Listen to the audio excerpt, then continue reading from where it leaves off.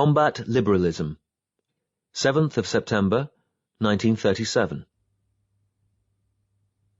We stand for active ideological struggle because it is the weapon for ensuring unity within the party and the revolutionary organizations in the interest of our fight. Every communist and revolutionary should take up this weapon. But liberalism rejects ideological struggle and stands for unprincipled peace, thus giving rise to a decadent Philistine attitude and bringing about political degeneration in certain units and individuals in the party and the revolutionary organizations. Liberalism manifests itself in various ways. To let things slide for the sake of peace and friendship when a person has clearly gone wrong, and refrain from principled argument because he is an old acquaintance, a fellow townsman, a schoolmate, a close friend, a loved one, an old colleague or old subordinate, or to touch on the matter lightly instead of going into it thoroughly, so as to keep on good terms, the result is that both the organization and the individual are harmed. This is one type of liberalism. To indulge in irresponsible criticism in private, instead of actively putting forward one's suggestions to the organization. To say nothing to people to their faces, but to gossip behind their backs, or to say nothing at a meeting but to gossip afterwards, to show no regard at all for the principles of collective life, but to follow one's own inclination, this is a second type. To let things drift if they do not affect one personally, to say as little as possible while knowing perfectly well what is wrong, to be worldly wise and play safe, and seek only to avoid blame. This is a third type. Not to obey orders, but to give pride of place to one's own opinions. To demand special consideration from the organization, but to reject its discipline. This is a fourth type. To indulge in personal attacks, pick quarrels, vent personal spite, or seek revenge instead of entering into an argument and struggling against incorrect views for the sake of unity or progress or getting the work done properly. This is a fifth type. To hear incorrect views without rebutting them, and even to hear counter-revolutionary remarks without reporting them, but instead to take them calmly as if nothing had happened. This is a sixth type.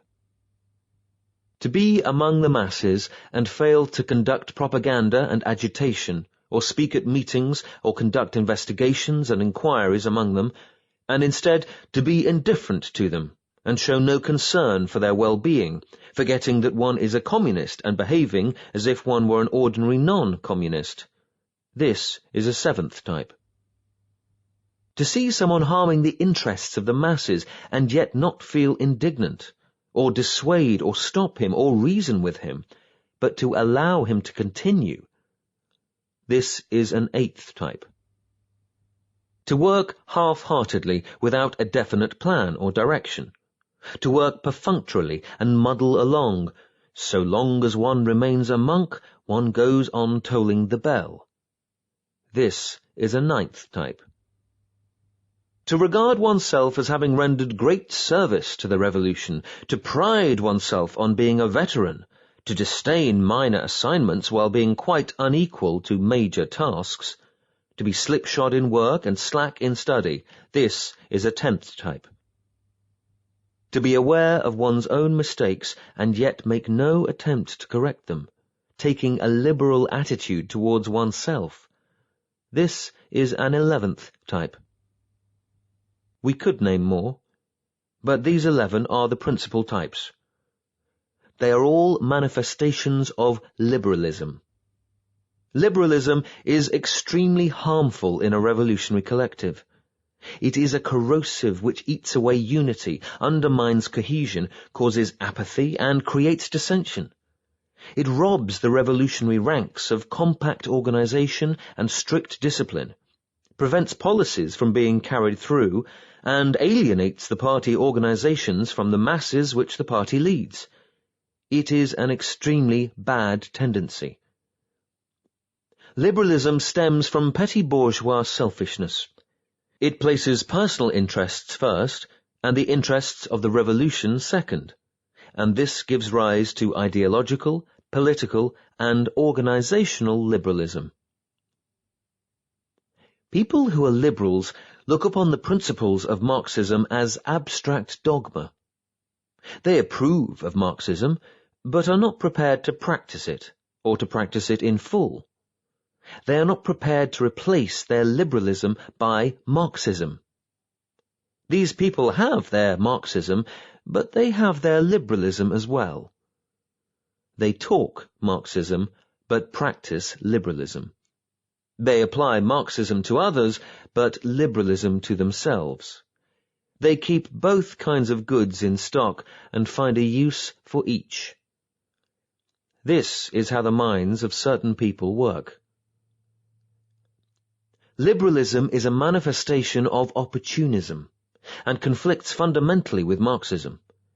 It is negative and objectively has the effect of helping the enemy. That is why the enemy welcomes its preservation in our midst. Such being its nature, there should be no place for it in the ranks of the revolution. We must use Marxism, which is positive in spirit, to overcome liberalism, which is negative. A communist should have largeness of mind, and he should be staunch and active, looking upon the interests of the revolution as his very life, and subordinating his personal interests to those of the revolution. Always and everywhere he should adhere to principle and wage a tireless struggle against all incorrect ideas and actions, so as to consolidate the collective life of the party, and strengthen the ties between the party and the masses. He should be more concerned about the party and the masses than about any private person, and more concerned about others than about himself. Only thus can he be considered a communist. All loyal, honest, active, and upright communists must unite to oppose the liberal tendencies shown by certain people among us, and set them on the right path. This is one of the tasks on our ideological front.